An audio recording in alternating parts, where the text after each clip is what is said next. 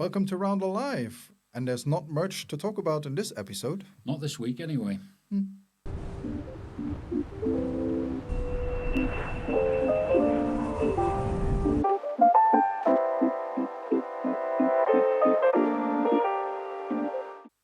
So, biggest story of the week.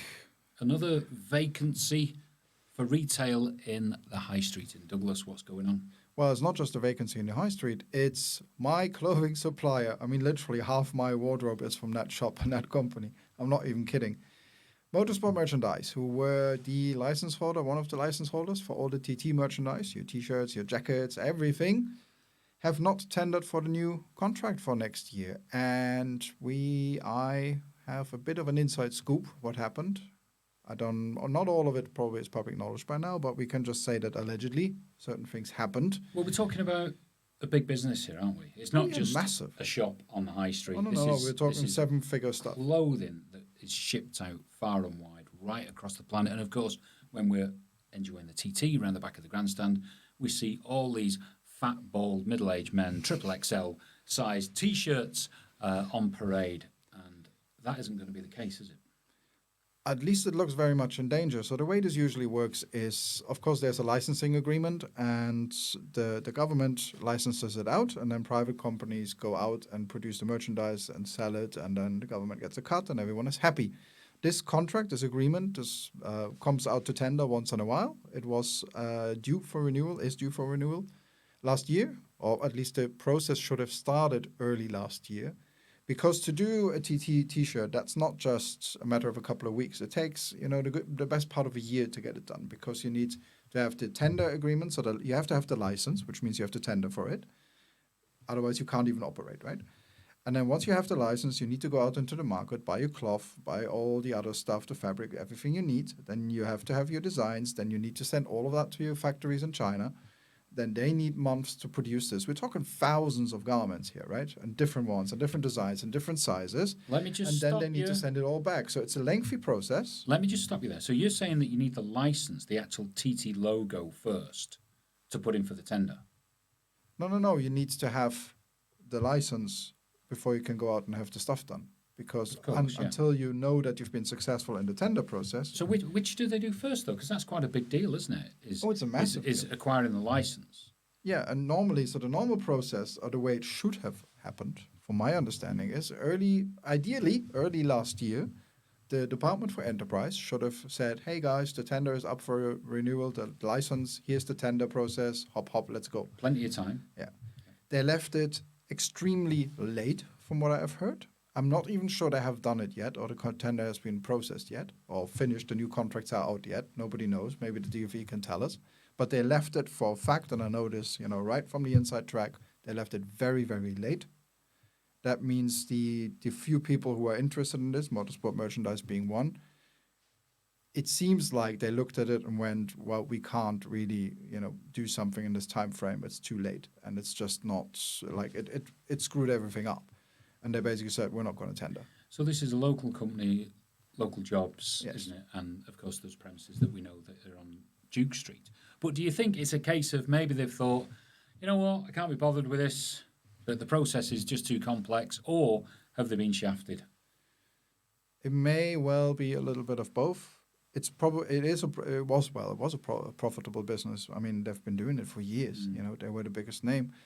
And the fact that they pulled out is a massive loss. So I don't know if there's going to be any new merch on the shelves for this TT, because so the rumor mill, I know that the DFE left it too late. I think everyone knows that. That's pretty common knowledge inside the TT circle by now. So, if the DFE would like to comment, the island is waiting for, your statement, because everyone currently thinks the DFE screwed up, convinces otherwise. But what we do know is that, well, what we don't know for certain, actually. So we do know it was left too late, but we don't know actually where the process is at the moment. The rumor is, proper makes rumor mill on this one, so don't take this as fact, that it has been awarded.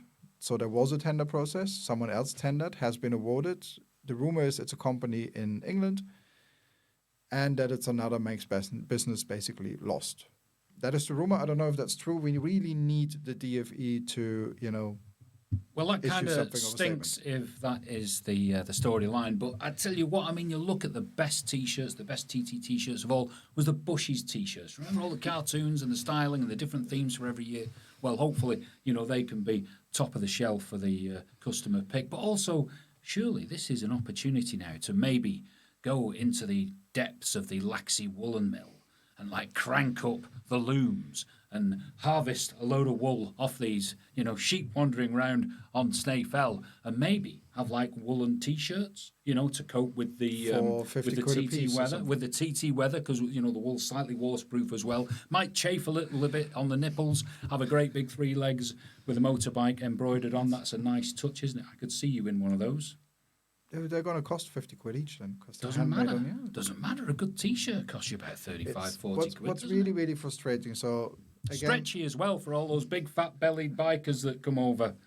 Let's face it, you don't see like any young people wearing this stuff, do you? oi, It's not. It's the that's case. all I ever wear. 50% of my wardrobe is Marks and Spencer, and 50% is the TT shop. I'm basically going to run out of clothes soon. Yeah. Well, So apparently, what has happened is the stock. If you walk through Strand Street, you're going to see that the shop is closed very quickly, and people were surprised. And they put out a statement saying, commercial reasons they shut down. But again, Rumour Mill has it, or a bit more than Rumour Mill. That's the other shop. TT Promenade Shirts has bought up the stock, and them and one other shop has bought up the stock. So I will have to go there and just stock up quickly because there is a very real risk that we're not going to have merch this TT. so just get it clear, this shop, it's actually across the road. Is it from that really peculiar building site that's kind of frozen in time? Or is it like a scaffolding kind of statue structure? I don't know. What's I think going on there? if it remains unfinished any longer, we can probably declare it like a work of art or something. It's something like that, but it's another vacant space, in the town that we don't need. But I tell you what, I'm just going to say positively, just on the Douglas High Street theme, Castle Street, fantastic new vibe up there. We've got some good eating houses, restaurants, bars, and pubs, and this just seems to be a bit of a vibe that end. I quite like it. The whole of Strand Street is actually quite nice now, and the whole area up towards Nelson Street and all that with the new roading it looks good. I mean the new crossing they put in Victoria Street, which is next to the TT shop, right? That one, I'm not sure why they did that now. They could have saved that money. They really should have saved that money. There was no need to do that now, but fine. I mean, the final result looks nice, so it will all benefit the town. But what's happened very quickly is that the entertainment zone has kind of shifted towards the Sam Webb's end. It's kind of happened quite rather quickly, I think, and perhaps over the other side it's a little bit fragmented at the moment. So But North Quay and that end there's a lot going on there as well. I don't know. I mean, I just see that there's too many gaps. I like places close together, and I like you can just jump in from one bar to another. Oh, you remember the old times when you used to start probably in the Outback and then work your way along the Prom and end up in Paramount City at 2 a.m. The Barbary Coast and all that will go and do a lap, and maybe in the old days of the Lido when we had the world's biggest laser disco. There's 2,000 people in there, all under the age of 13, absolutely smashed. But those were, the good old days. But I think we've covered this one enough. I'm really interested about the T-shirts because you do need a new wardrobe. Some of these are looking a little bit frayed, and hopefully you can get sorted out with some new merch. I'm just very, very disappointed. 23. If it's really true, we need to DFE. I mean, they're going to have a wishy-washy statement like they always do. Civil servants never admit guilt, do they? They never say we've done something wrong. But my suspicion is they really left it too late, and it is.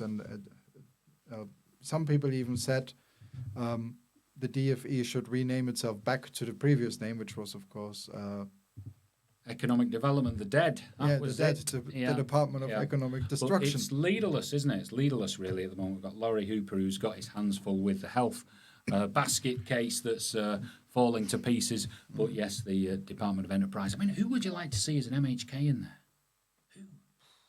Claire Christian, anyone who knows she's business-like, isn't she? She knows she's about life on the coal face. That's what people Stu Peters has run a business before, multiple businesses. He knows how to run a business. He's on highways. And he loves bikes. He's talking about he was driving a bus. I saw that he was driving a bus on social media. So is that what we're voting people in to do? Drive the bus? Is that what we want to do? No, I think it had something to do with public transport. We want to find out about the efficiencies of the buses. And what I want to know is how successful is the £2 bus fare? If we were, being